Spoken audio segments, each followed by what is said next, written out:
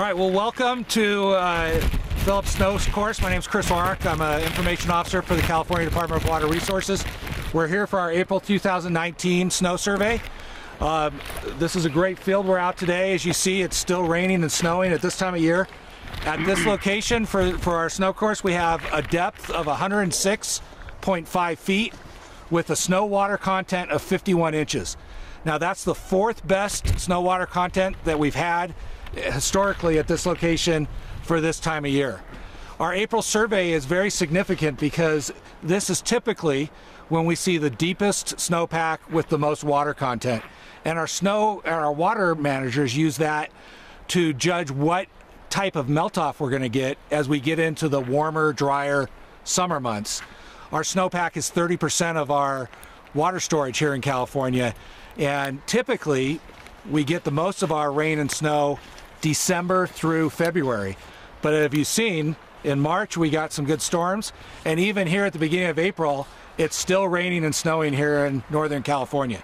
So with that, I'm going to call up, I want to back up, thank our snow surveyors, John King and the team he had out there, and then introduce our two speakers for today. John Pash, who is the Chief of DWR's Hydrology and Flood Operations Office, and Chris Turnell, who's the Deputy Director of Integrated Water Management at DWR.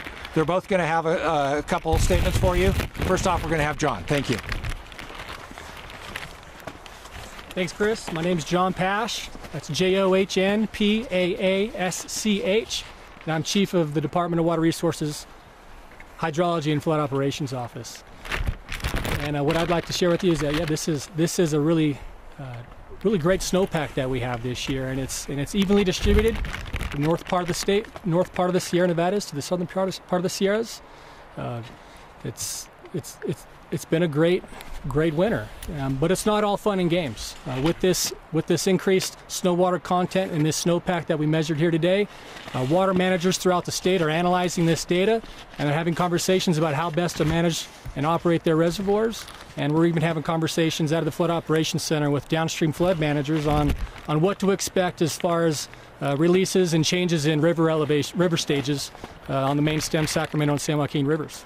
So encourage everyone to stay safe, be vigilant, and stay aware of the local warnings and forecasts. We'll take questions at the end. Yeah. I'm sorry. Yes, 106.5 inches. Great. Hello everyone, my name is Chris Turnell, spelled Kristjernell, and I'm the Deputy Director for Integrated Watershed Management at the California Department of Water Resources. It goes without saying, but the last few years have shown how variable California's climate truly is, and what a profound impact climate change is having on our water systems. In April of 2015, when Governor Brown visited this very same field, there was not a single ounce of snow. Very different today. The 2018-2019 water year started dry with little precipitation through December. However, January and February brought the state well above average precipitation. This year marks the 7th highest snow water equivalent on record. Now, statewide, as you've just heard, we're at a snow depth of 106.5 inches and snow water equivalent of 51. California has experienced more than 30 atmospheric rivers since the start of this water year, 6 coming in February alone. Many years we only get 6 total for the entire water year. These heavily water-laden storms combined with below average temperatures have created what you see in this field today, a snowpack that is well above average. While this is great news for our state's water supply, these stark contrasts from year to year and even month to month remind us how variable California's climate and water supply system is, swinging from flood to drought, drought to flood, with very little normal in between. These highs and lows are anticipated to be even more extreme as climate change increasingly affects our communities. The long-term sustainability and reliability of clean water in California requires that we all work together to find solutions, always using the best science and technology available. We need to continue to invest in new technology to improve our ability to forecast. The more notice we give water managers about storm impacts, the better prepared we can be to manage this precious resource for public safety water supply, and ecosystem health. Now I'll turn it back to Chris for questions. Thank you. Thank you. So just to reiterate, here at Phillips Station for our April snow survey, 106.5 inches of snow depth, 51 inches of snow water equivalent, which means if all the snow in the field we are standing in right now melted, we'd be standing in 51 inches of water. And that is the fourth best for this location at this time. Statewide, we're at 161% of average statewide, 200% of average for April 1st here at Phillips Station. So really healthy, good snowpack. Our reservoirs are doing well. They're all at or above their historical averages, and some of them are 80, 90% of capacity. So a good all-around snow year for California as we get into those drier, warmer, late spring and summer months. With that, we'll open it up to any questions. As we're driving up, as you must have noticed, we're already seeing some runoff off the sides of the canyons. How closely are we keeping an eye on that and reservoir levels and water levels as we get into the warmer months? Right. Well, as John mentioned, we're already talking to our downstream partners as they start needing to release more from the reservoirs due to inflow. We'll constantly keep in contact with them and monitor them. We have a whole group that is just our reservoir forecast coordination group. So they're talking. We want to make sure that the reservoirs are working together to not overload the capacity of the downstream waterways. We're seeing here, it's nice and cold and it's still snowing. The snowpack is nice and cold. It's a little different than 2017, where it was warmer water and a little warmer of the snowpack and it melted quicker.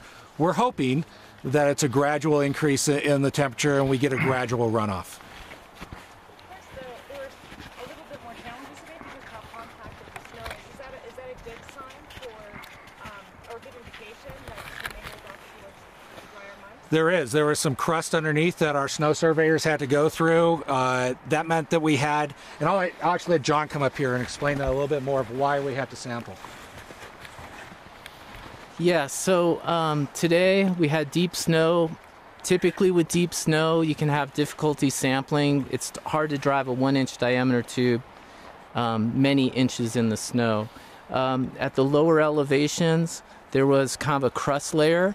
That's indicative, or it indicates the cold storms that we had in January, so that those layers are staying cool. We had 3 days warming, so we had some melting. And we're still not seeing soils here that are wet. We're seeing soils that are damp. The densities are increasing. We had a density of 48%. I did do some comparisons of the big years that I sampled. 2011, 2017, and this year, 2019. In the American Basin, there's a lot of low elevation snow. So comparatively, 2017, there wasn't as much low elevation snow. 2011, there was low elevation snow, so there was more of it. Overall, the snow cover area, is still very big for this year, but not as large as 2011. Any other questions? How likely is it that you'll do a May snow survey? We will be doing a May snow survey. Yeah, we have a lot of snow here.